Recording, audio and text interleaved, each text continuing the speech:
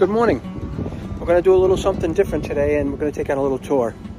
I'm at a place in San Jose, California, on Winchester Boulevard, and I am at the Winchester Mystery House. So please, whatever you do, watch this whole video. It's going to be very interesting. And it says here there's 10,000 windows, 2,000 doors, and 160 rooms. I think today we get to see about 110 of them.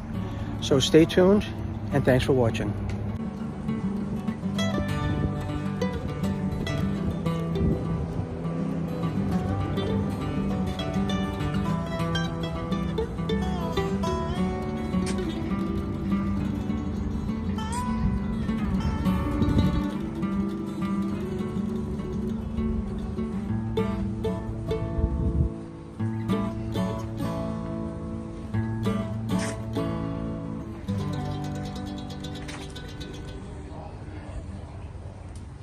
There's a little bit about the house. I'll let you read it.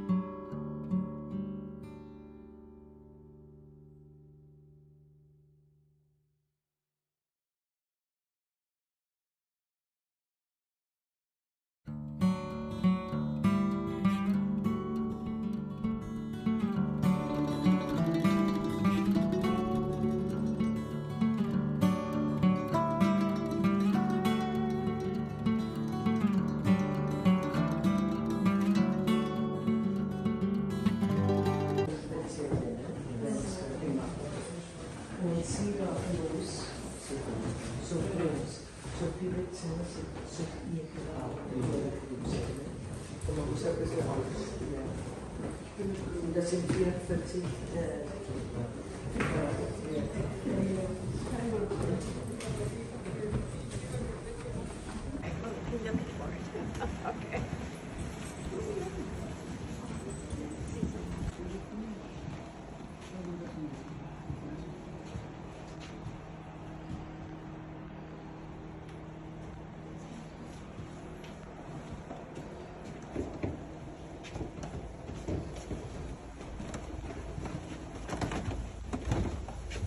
One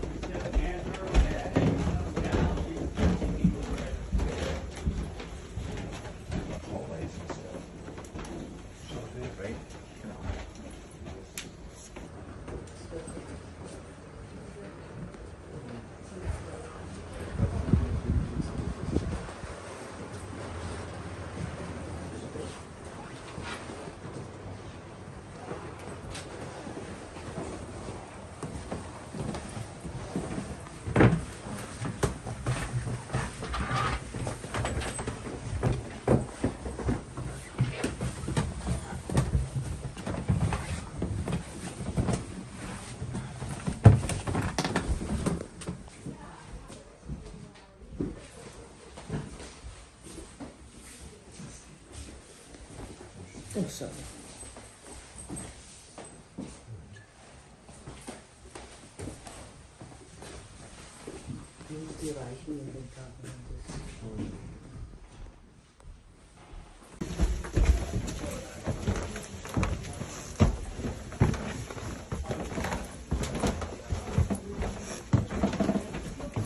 Christian Buddha.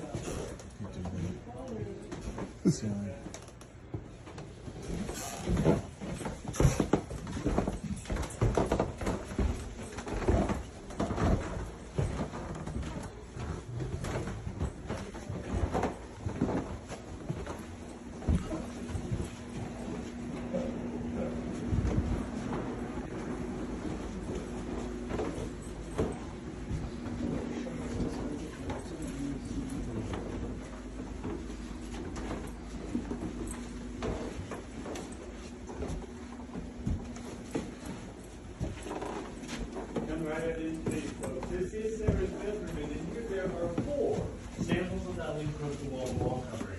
There's one pattern on the wall, so once again, thank you for not leaning against or touching any walls as we go through our house. A second pattern up in the alcove and 2 more patterns in the ceiling. Now you learned a little about Sarah downstairs, but let me tell you a little bit more about Sarah Lockwood Pardee Winchester. She had 4 sisters and 1 brother. She was very well educated, speaking 4 languages, and she played the piano, the organ, and the violin. In 1862, at the height of the Civil War, she married William Wirt Winchester. Now, William and Sarah had grown up down the road from one another, pretty much knowing each other most all of their lives. It was said they were a very well-liked young married couple, moving freely about some of New England's finest social circles in that day.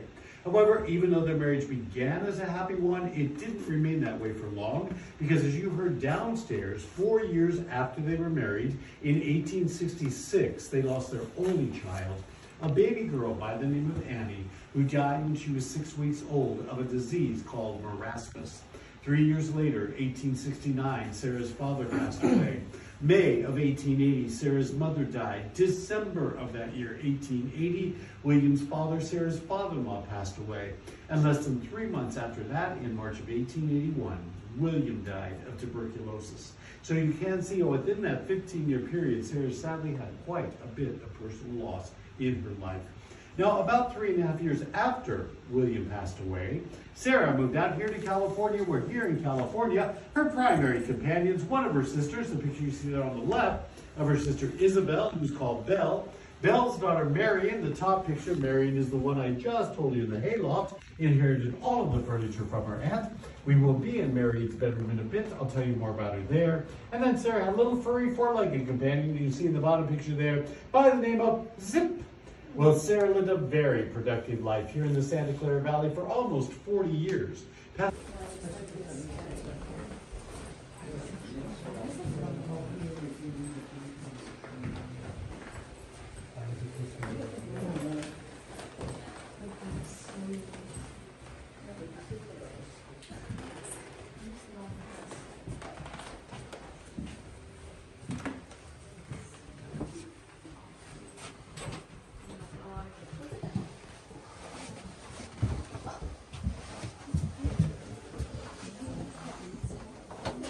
Look at that. There's nothing there.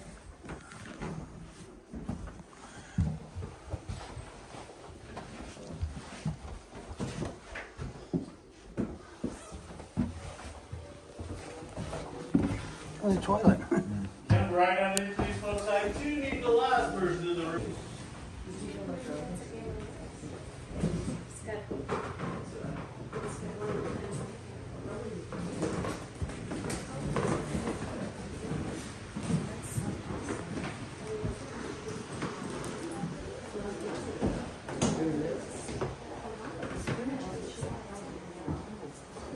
We call these rooms the hollow fires because there are 3 connecting rooms with 7 sources of heat.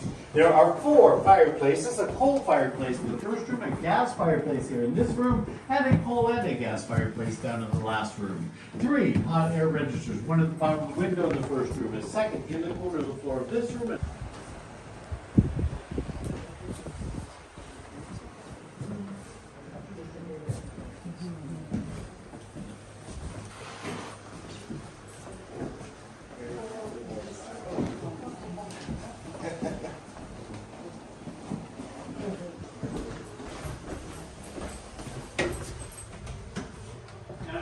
Sarah again was Sarah's niece. You did see her picture in Sarah's bedroom. Sarah called Marion Daisy, and Daisy lived here in the house with her aunt for 15 years, serving Sarah as a personal secretary.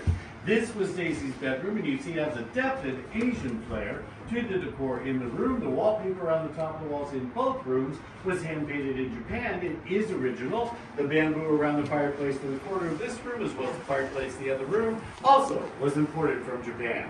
And in that corner over there, you can see our 7-Eleven staircase. Those are called our 7-Eleven stairs, not because you're going to find a big over slurping machine at the bottom, but if you'll take a look over there, you can see you go down 7 steps on this side to a first floor landing. And then as you look down there, you can see you would immediately go up 11 stairs on the other side to find yourself on the other side of the house, on the 2nd floor. I bet some of you think you're on the 2nd floor right now, don't you? Yeah. Others of you have done such a good job getting confused by this point, you have no idea what floor you're on at the moment. But you are on the 2nd floor here, but you would be 3 feet higher over there than you are here. And that's simply because the front part of the house was built on a 3-foot foundation, while the back part, the newer part, was built on ground level. Originally, when the house was first being built, that staircase was just a simple L-shaped staircase. You would take those 11 stairs from the front, come down those 11 steps to that first floor landing where you would run into a wall. You had to turn to your left, the only way you could go, going down 6 more steps to find yourself in the laundry room. But when the back part of the house is added on, now that staircase became a T-shaped staircase. Now you have a choice. You can still take those 11 stairs from up the front to come down 11 steps to that landing, turn to your left, go down 6 steps into the laundry room. Or from back in this part of the house, you take these 7 stairs, go down 7 steps, turn to your right, go down 6 more steps, for a total of 13. a little slow, but exactly right. 7 music, go, let me make it simpler for you. You just have to remember that from the laundry room downstairs, you simply had to go up, to go up, to go up. From up here, you just have to go down, to go down, to go down. But please stay with me, because you can also go down to go up, or down to go up, to go down. Questions about that, I'll be more than happy to answer for you later. Don't want to do it right now. So step as you walk right in here, because if you accidentally were to step through that window, you're going to discover it really could be a pain in the glass. Thank you so much, folks. I would be more than happy to autograph copies of my newest book, 113 Bad Dad Jokes in the Winchester House.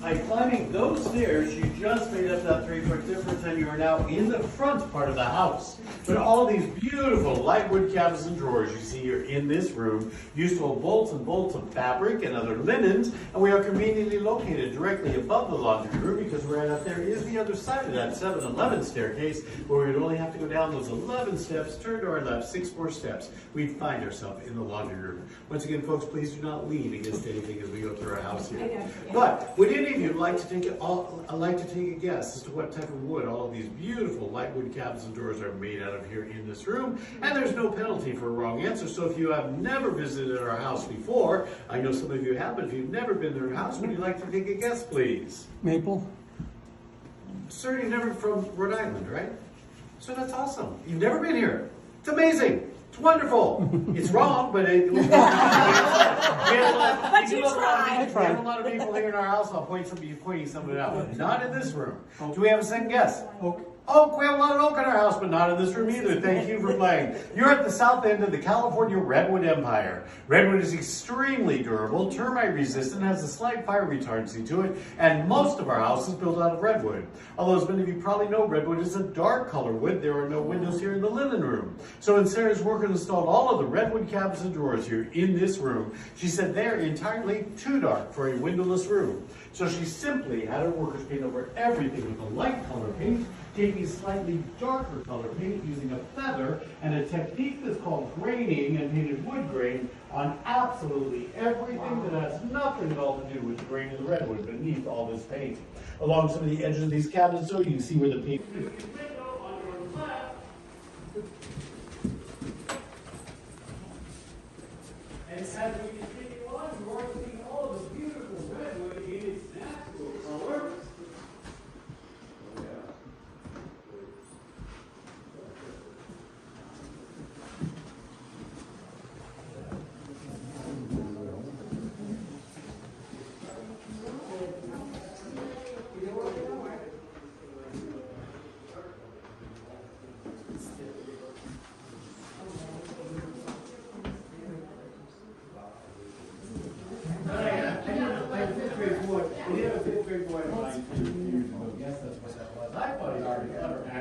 He's always watched a lot of Indiana Jones movies, but this is a gas fixture. Our house was lit by gas lamps until 1916 when they installed electricity into some of our house, primarily the Winchester Mystery House. Falling under the daisy bedroom, please, folks. Look at the beautiful windows in here. It's gorgeous.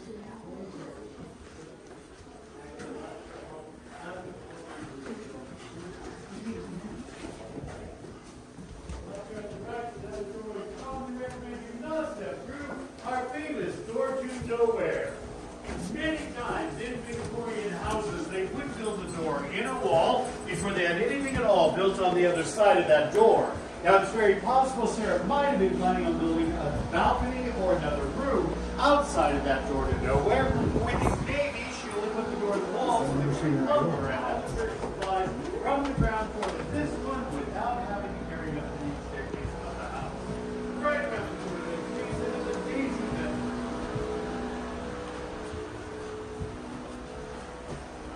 Original plaster.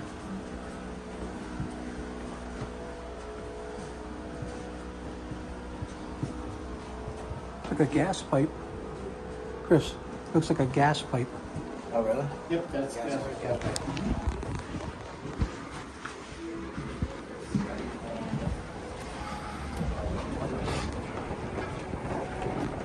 Now we call this room the daisy bedroom because of all the beautiful stained glass you see in here that are full of daisies. This was Sarah's original bedroom. Behind me you see two pictures showing what our house looked like around the turn of the century when we had a 7-story tower in it.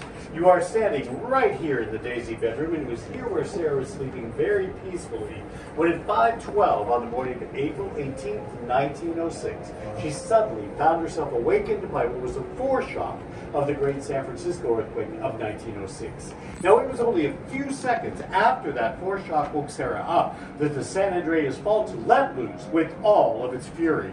And in what would turn out to be the second worst natural disaster in our nation's history to date, that earthquake registered approximately 7.9 on the Richter scale, having a death toll of 3,000 people and over 400,000 people left homeless from that earthquake. Lasting between 45 and 60 seconds, that earthquake caused a fireplace in the corner to collapse the basement below, which then caused the wall behind me to shift, pinning that bedroom door shut. Sarah was literally trapped in her bedroom for hours before workers could find her and release her.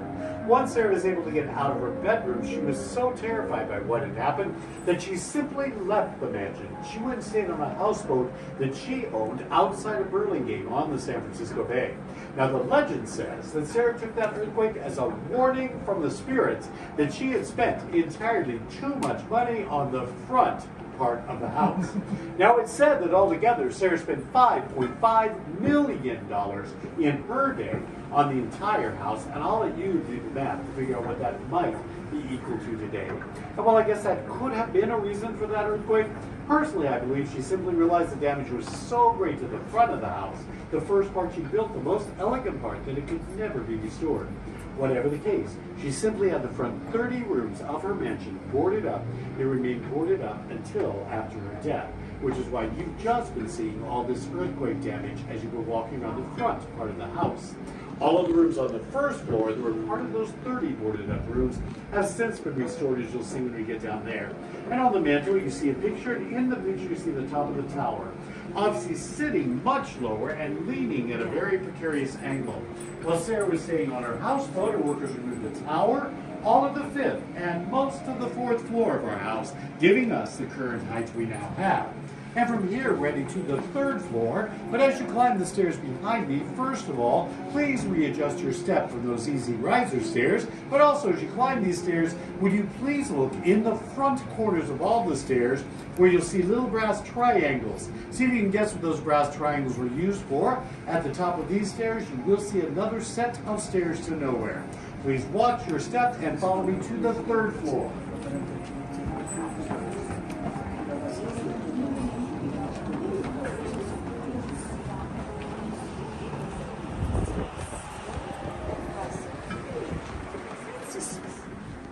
To see where he went.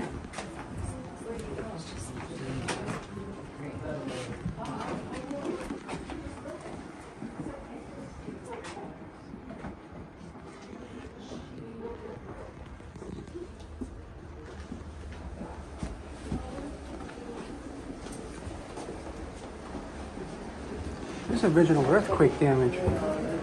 This is original earthquake damage from back then. Yeah. Wow.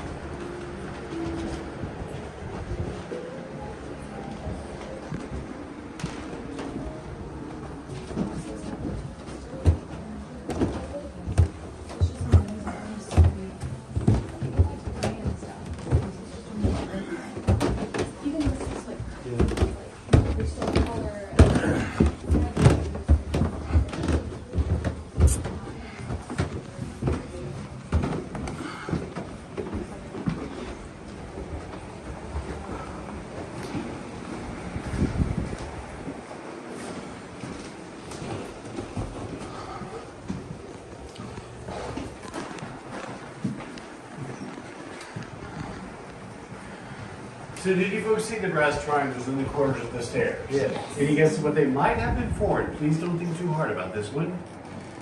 Makes it easier to clean. There you go. No sharp corners for dust to get trapped in. That's all. You may also notice how the walls and ceilings have changed up here, just between the 1st and 2nd floor. And here, no more that encrusted wall covering, plain beadboard out in the hall, always narrow ceilings, lower plain stucco plaster in here, and that's because the 3rd floor was primarily bedrooms for single women workers. Single men lived in bunkhouses around the property, and any married employees Sarah had, she provided them with a house. In Sarah's peak days, she had anywhere between 40 and 50 full-time workers living here, working for her year-round. You remember the buttons I just showed you in the living room when Sarah's on the 1st or 2nd floor where she tended to stay, and she needed someone to come to help her. All she had to do is push one of those buttons, causing that bell to ring, and number 2 drop behind the little glass windows you see there. That's called an annunciator. The workers would then know what room Sarah was in, and they could get to her quickly. I mean, as quickly as you can move through a 160-room mansion anyway. From here, folks, heading up to the 4th floor, and on the way there, you're going to walk past a worker's bedroom, but also as you step out this door, if you'll please look to your left, you will see the top side of that ley light I told you just be seeing when you were in Marion's bedroom. But to get to the 4th floor, you get to climb some more of those easy riser stairs because we know you folks love those little things. These are much smaller, though we recommend you're probably going to want to take them 2 or 3 at a time. But as you climb the stairs, would you please look on the walls? You can see from the paint where the original stairs were before they installed those easy riser stairs. Now, once up on the 4th floor, you are welcome to walk out onto the balcony if you would like, where you can see a number of the outlying buildings that we still have here on Sarah's property, including Sarah's 3-car garage. Now, that would be the green building straight across from you on that balcony, that garage that has its very own indoor car wash in it. Yeah. So please, watch your step, follow me up to the 4th floor after we take a few steps down.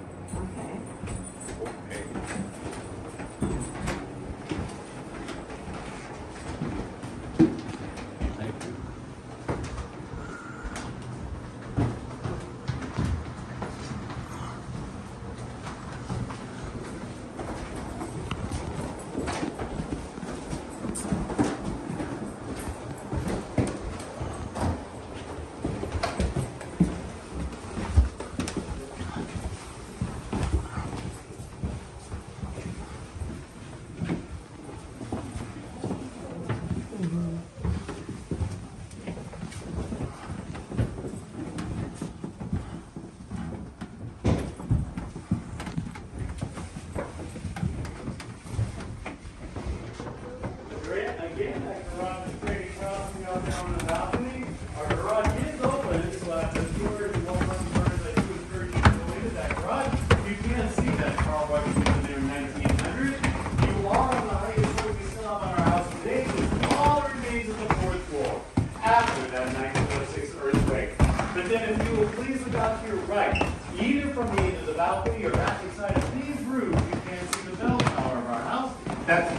do Sunday evening every night at midnight. You get at 2 a.m. supposedly to summon and release spirits. The very same bell that was rung every day at noon and 5 o'clock, calling workers into lunch and dinner.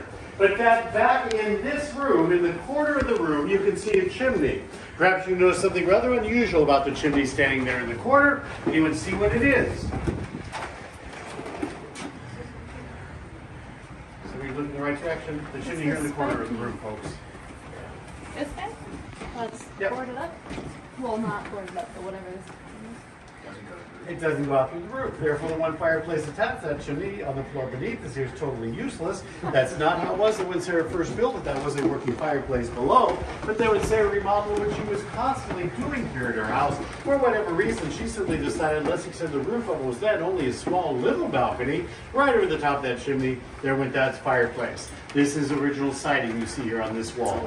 From here, running all the way back down to the first floor of the house, on the way down, you're going to walk past another worker's bedroom and bathroom. But then I do need to ask you that as we go from the third to second floor, if you need to use a handrail on the stairs, please use a handrail that you will see on your right. The banister on your left is original wood. Also, you guessed maple earlier. That banister on the left is made out of one piece of bird's eye maple. Plus, the left banister is made specifically for Sarah, which means for most of us, it's going to be too short anyway. Which is exactly what this door is outside here, folks, so please watch your head. Okay.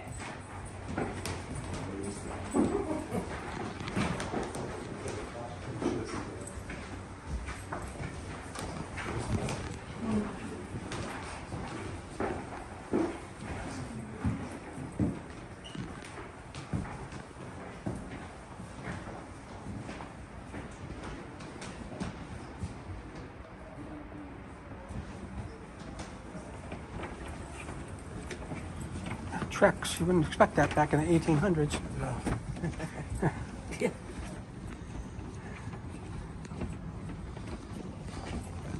What's your head? Phones here.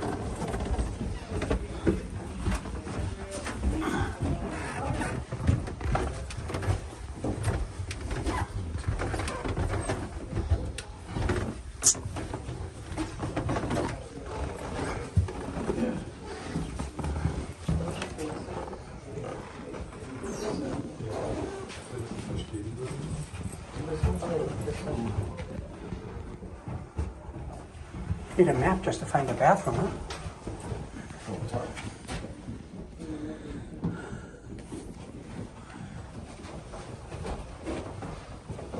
At number 13 is a very significant number in the practice of spiritualism. Hello. One reason we are pretty sure that Sarah practiced spiritualism is because of all the 13 we found here in her house, including the number of stairs in your next door. So please, watch your step.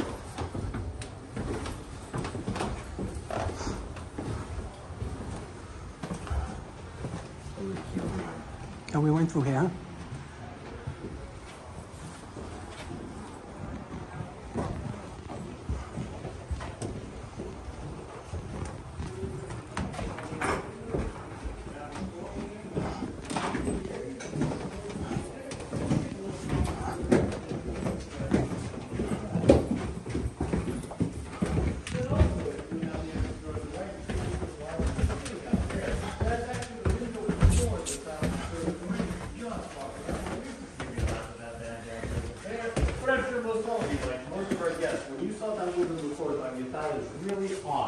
Why would you put a window in the floor of a room? A couple reasons, actually. First of all, this breezeway outside here is not very well lit, so they put the window on the floor with the skylight directly above it, which then helps provide light down to that gloomy breezeway. And then Sarah intentionally poured concrete all over the first floor of her house because she knew it would keep the first floor cooler, and you can tell it definitely does. So in the summertime, they could open that window in the floor, letting the cool air from all of this concrete, as well as from the largest of our two basements right outside here, help go up out of her floor.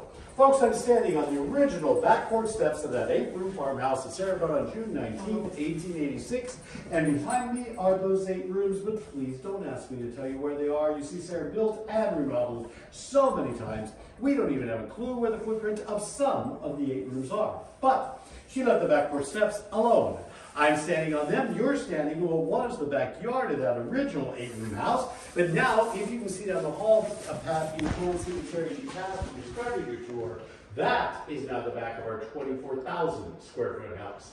You on my right, you see a picture of some of Sarah's workers, and we do point this picture out to our guests because the gentleman closest to me here in the dirty overalls has actually been seen by some of our guests and a few of our guides over the years. Now, we don't know his name, we simply call him the Wheelbarrow Man because he's frequently been seen pushing his wheelbarrow around in the largest of our 2 basements outside here, but he's also been seen working on the fireplace in the grand ballroom where we're all going to be in just a bit. And while I can't make you any promises at all, please keep your eyes open. Maybe you'll get to see him working today. Sarah loved all of her workers and treated them all extremely well. I told her she gave all of them a place to live. She gave them meals every day, and she paid all of them a minimum of 2 times the average wage in that day. Many of them way more than that. She loved her workers, and they loved her in return, and were extremely loyal to her.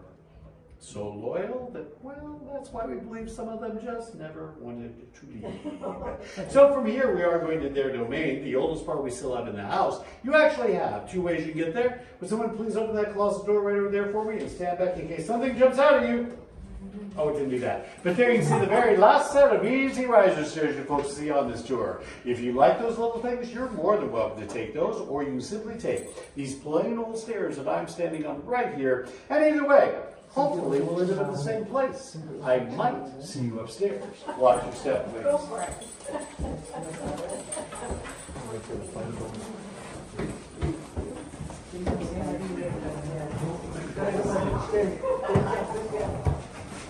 Please come look right over the inside of these 2 sinks here.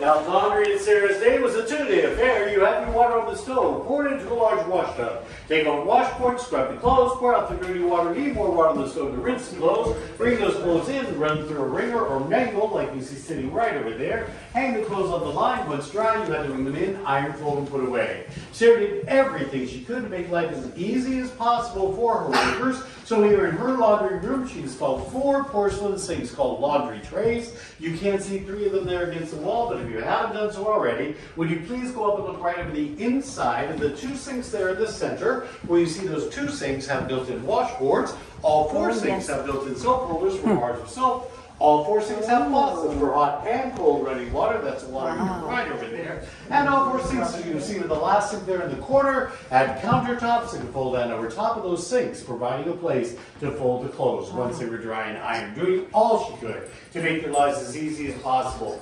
From here, we're going to walk through the oldest kitchen in our house. We did have 6 kitchens in our house at one time. You will see a stove in this kitchen. It is not original. You'll see an original stove in just a little bit. But from there, we're going to make our way through the butler's pantry as we head into the front part of the house, the most elegant part of our house, where you will be seeing our 2 newest restored rooms, our 2 twin dining rooms.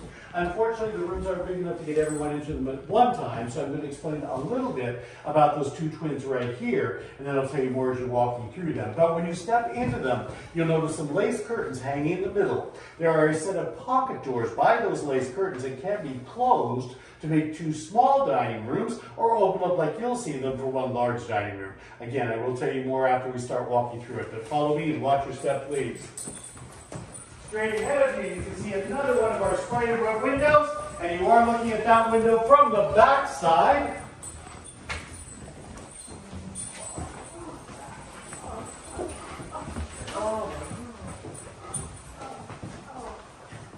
As you walk through the butler's pantry, you can probably tell how the counters on either side of that sink slope gently back into the sink, and they have grooves on them. All of the sinks in all of our kitchens are made this way. They're called drain boards. That way water would easily run back into the sinks and not pool on the countertops, making them easier to keep clean. The same concept that is still used in commercial kitchens today, where they have the stainless steel counters that slope back down into their sinks.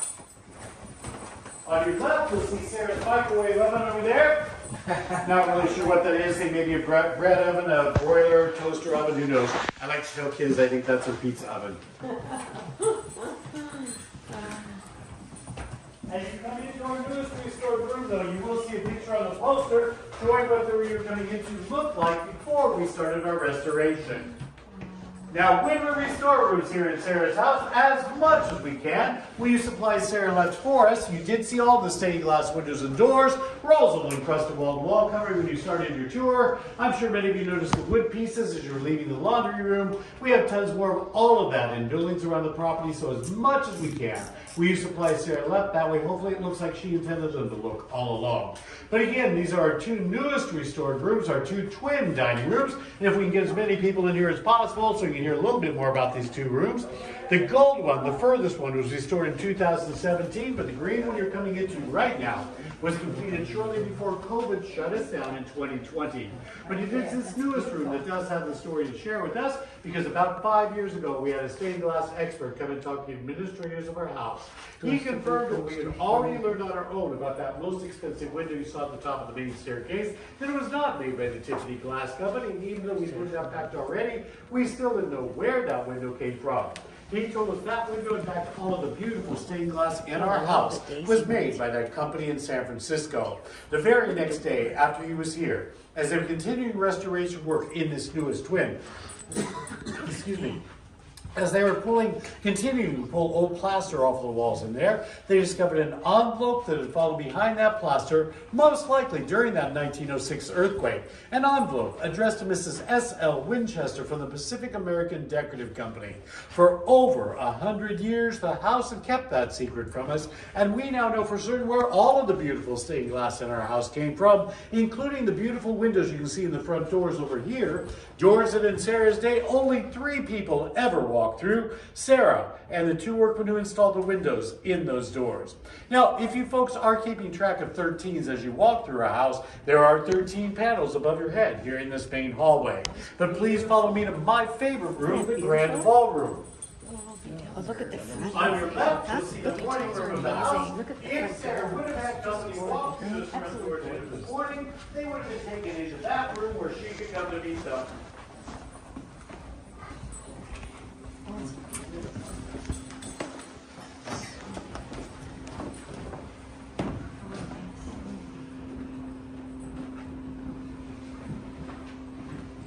Now, an average house in the Santa Clara Valley in Sarah's day cost $2,700 to buy.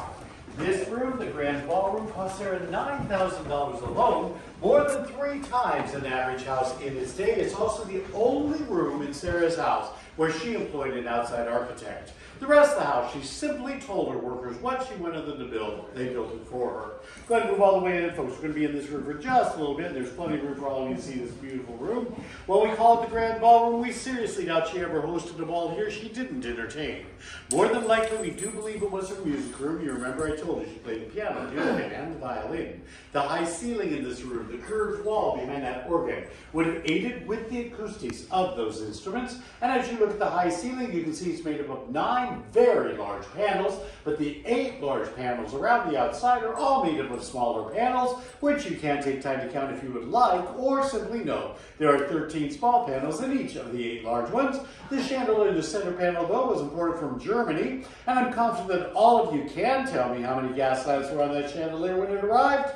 13. 12, so she had a worker's add gas lamp 13 to it. The taller one you can see sticking up there in the back. Sorry, it's a trick question, but thanks to those who played the game. At the end of the room, you do see the beautiful fireplace down there. Unfortunately, I don't see our friend working there at the moment, unless you happen to see him. But you can see 2 beautiful stained glass windows down there with words in them. They're the only windows in our house with words. On the left, wide unclasped, the tables of their thoughts. The right, these same thoughts people this little world.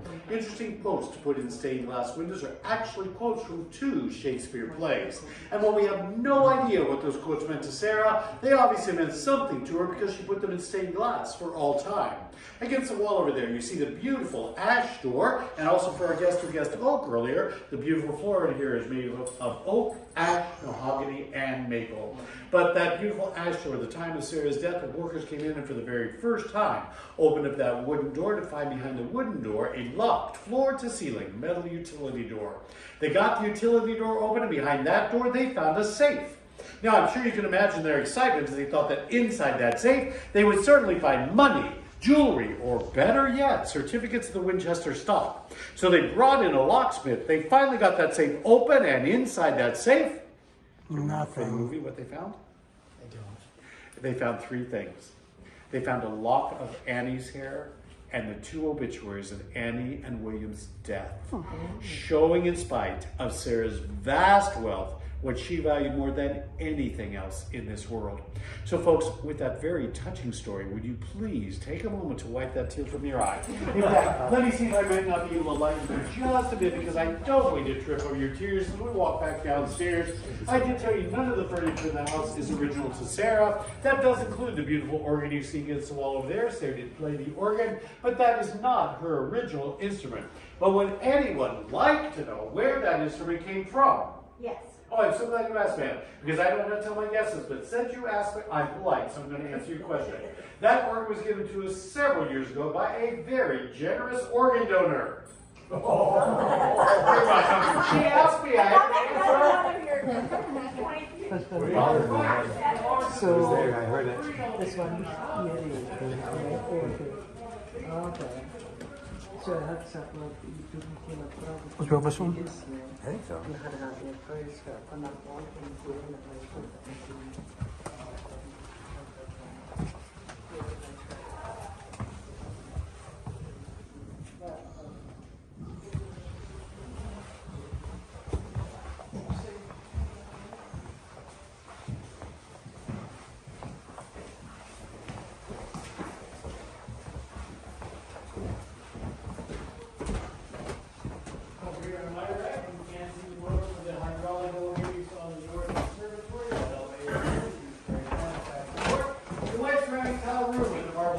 Just walk past, it's only cold pantry or ice box, often called a larder. They would bring blocks of ice from the Sierra Nevada mountains by train, put it in there, close that door. That would keep fresh and perishable foods nice and safe and cold, just like the refrigerators today. Now there's a post here in this room, and you usually don't see posts standing inside of houses, but beside the fact that post is standing here inside of the house, can anyone see anything else unusual about the post standing there?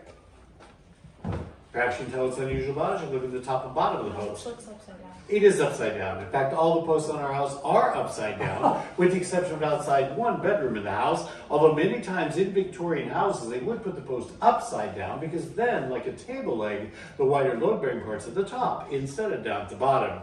You're in the room we call our largest and smallest room. Go ahead and move in, folks, so you can see these rooms, because we call it that because it's here where we found both the largest as well as smallest cabinet in our house. The smallest cabinet is right here.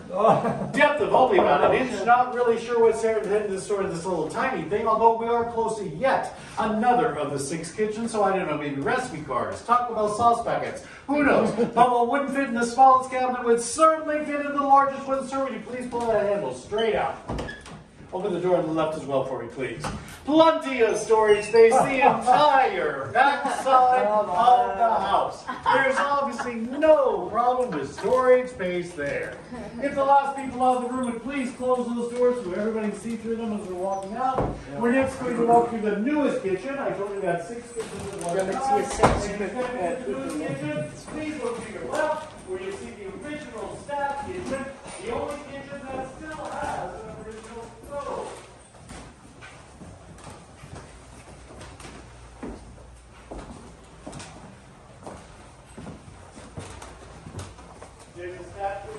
Hanging in there okay? That is the only original stove we still have in our house. The tank you see on the back of that stove, though, is actually the water heater for that kitchen. But also, this back kitchen on your left does have significance to your tour.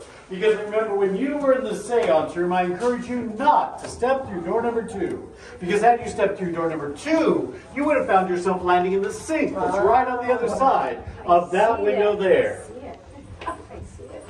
After you get past this open door, you can look in there and see that flickering light in the seance room. These sliding doors here are called a pass-through. We'll talk about what they're used for when we get at our last stop. Remember the Hall of Fires, I told you all of the sinks made by that company came with 13 little holes.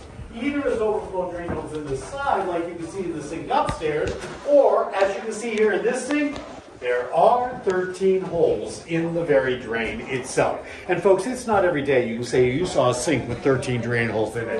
That's got to be worth the price of your ticket alone. No just problem. to see that fact. Watch your step down here, please.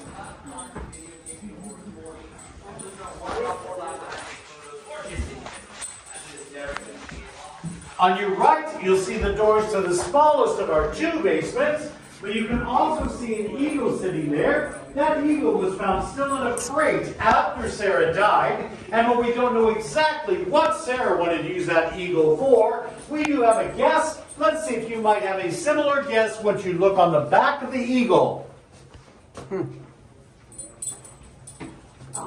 Any guesses? I think I heard it back there. I thought I heard somebody say Some kind of hoist? Hold a flagpole, we think. Thank you for not saying she's going to Oh, hang flagpole. it. I have to remind guests that solid concrete that make one extremely heavy Christmas ornament. Flagpole. Whoops. I don't know why you could get a flagpole. Oh, oh my goodness. Oh my God. There's something purple all on the house.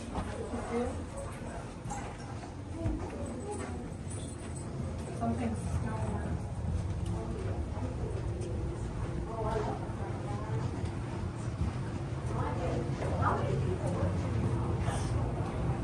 What?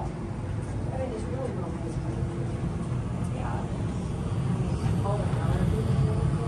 You're coming into the Venetian dining room, and this is where Sarah ate all of her meals after that 1906 earthquake. Called the Venetian dining room because it has influence of Venice, Italy. The low dark wood ceiling, ornate woodwork, zinc channel glass, and that's Italian marble in the fireplace at the end of the room. Down here at this end, you see costumes that were worn in the Winchester movie that came out a little over 6 years ago. To the right of that fireplace down there, though, is that bathroom we just walked by as we walked through the newest kitchen. The cook in the kitchen could fix the plate of food for Sarah, send it through the sliding doors into that cupboard, and then the butler in here could open the glass doors, take the plate of food out, and serve it to Sarah at her table. Folks, you've now seen approximately 110 out of 160 rooms in Sarah Winchester's very beautiful, although slightly unusual Victorian house. House with 10,000 windows, 2,000 doors, 52 skylights, 47 fireplaces, 40 staircases, 40 bedrooms, 13 bathrooms, 6 kitchens, 3 elevators, 2 basements, and one shower in the 13th bathroom. Well, it has definitely been my pleasure to show you those rooms today. While I can't answer all the questions as to why Sarah built things the way she did here, we do know she was very talented and creative, but above all, she was extremely generous. And as you folks leave here in just a moment, you're going to walk through this door right over here with the glass exit sign in it. That will be taking you directly into our gift shop, just like at Disneyland. But then we do encourage you to head back around outside, enjoy the gardens, see if you can't find that one bedroom outside that does have the right signpost on it. I will give you a hint. It's on this side, on the second floor, near the front of the house, and you were in that bedroom just a while ago. Walk around that and go into that garage where you can see that car where she put in there in 1900. But folks, it has definitely been my pleasure to show you Sarah's house today. Thank you so much for coming. Enjoy the rest of your time here at the Winchester House. Thank you so much. Thank you so much. Thank you so much. Yeah, very good. This is the front of the house. Sure. I don't know if you remember. This, yeah, this, yeah. And I think maybe from this angle, kind of.